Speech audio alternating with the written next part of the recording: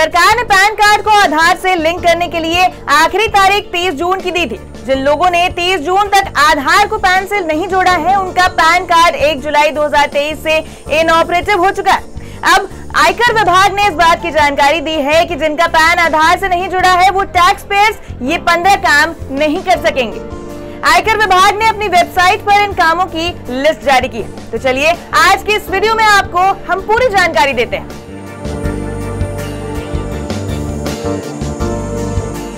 सबसे पहले तो बात करते हैं उन 15 कामों की लिस्ट की जो आने वाले समय में आप नहीं कर पाएंगे। आप किसी भी बैंक या कोऑपरेटिव बैंक में फिक्स डिपॉजिट और सेविंग्स अकाउंट को छोड़कर कोई भी नया अकाउंट ओपन नहीं कर पाएंगे। इसके अलावा 1 जुलाई के बाद से क्रेडिट कार्ड और डेबिट कार्ड के लिए एप्लीकेशन नहीं दे पाएंगे और इसके साथ ही आप डीमैट खाता भी नहीं खुलवा पाएंगे।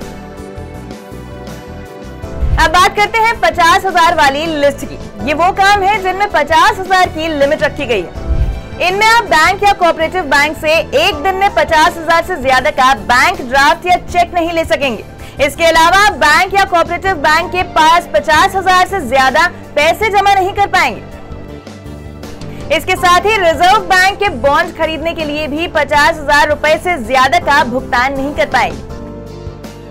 इसके अलावा आप किसी भी कंपनी या संस्था के डिबेंचर या बॉन्ड खरीदने के लिए 50,000 रुपए से ज्यादा का ट्रांजैक्शन भी नहीं कर पाएंगे। इसके साथ ही अगर आपका पैन आधार से नहीं जुड़ा है, तो आप म्यूचुअल फंड यूनिट खरीदने के लिए भी 50,000 रुपए से ज्यादा पेमेंट नहीं कर पाएंगे।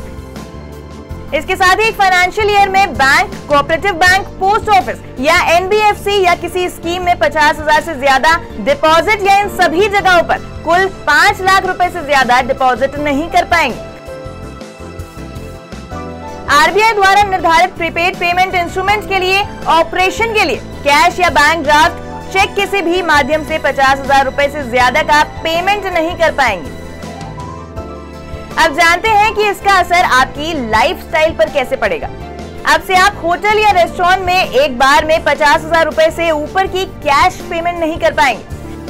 बात करें ट्रैवलिंग की, तो अब से फॉरेन टूर से जुड़े किसी भी काम के लिए आप फॉरेन करेंसी खरीदने के लिए 50,000 रुपए से ज्यादा कैश पेमेंट नहीं दे पाएंगे। इसके साथ ही आप शेयर्स के अलावा किसी सिक्योरिटी की परचेज या सेलिंग के लिए एक बार में 1 लाख रुपए से ज्यादा की पेमेंट नहीं कर पाएंगे।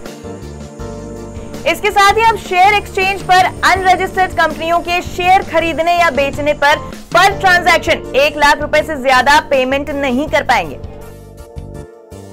अगर आपका पैन इनऑपरेटिव है, तो आप कुछ ट्रांजैक्शंस पर ज्यादा टैक्स देना पड़ सकता है, जैसे कि गाड़ियां खरीदने या बेचने पर ज्यादा टैक्स आपको देना होगा। इसके अलावा अगर आप 10 लाख से ज्यादा की इमूवेबल प्रॉपर्टी जैसे कि घर या फिर जमीन खरीद रहे हैं, तो इस पर भी आपको 10 लाख से ज्यादा के स्टैंप वाली संपत्ति खरीदने पर ज्यादा टैक्स देना पड़ेगा। इसके अलावा अगर आप किसी भी सामान या सर्विसेज से जुड़ी कोई खरीद बिक्री करते हैं, तो उस समय 2 लाख रुपए से ज्यादा का पेमेंट करते हैं, तो इस पर आपका टैक्स बढ़ जाएगा। दरअसल सरकार ने पैन और आधार को लिंक कराने पर इसलिए जोर डाला था क्योंकि टैक्स के बढ़ते आधार के बाद भी सभी पर नजर रखनी जरूरी थी।